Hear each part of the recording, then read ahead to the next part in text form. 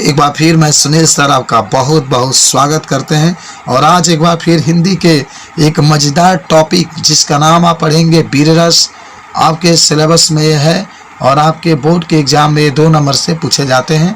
वीर रस का परिभाषा लिखेंगे तो 1 नंबर और उदाहरण जब लिखेंगे तो 1 नंबर में आता है। तो आइए मैं आपको बताता हूँ। जब देखिए वीर रस का परिभाषा में क्या लिखेंगे कि जब उत्साह नामक अस्थायी भाव बी भाव अनुभाव और संचारी भाव से मिलता है तो वहाँ जिस रस की उत्पत्ति होती है उससे वीर रस कहते हैं।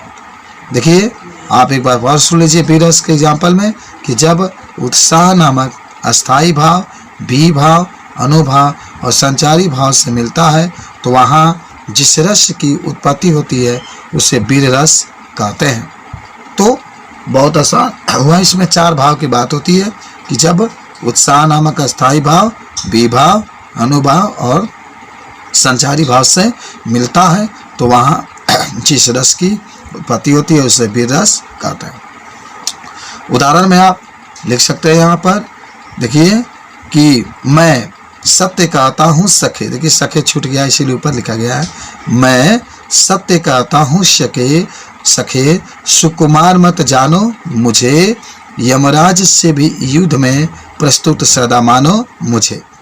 दिख रहा है ना, ये आपके मैं सत्य कहता हूँ सखे सुकुमार मत जानो मुझे, यमराज से भी युद्ध में प्रस्तुत सदा मानो मुझे। ते उदाहरण था आपका वीर रस का। एक बार और मैं आपको रिपीट कर देता हूँ कि वीर रस के उदाहरण से वर्णन करने के लिए आता है।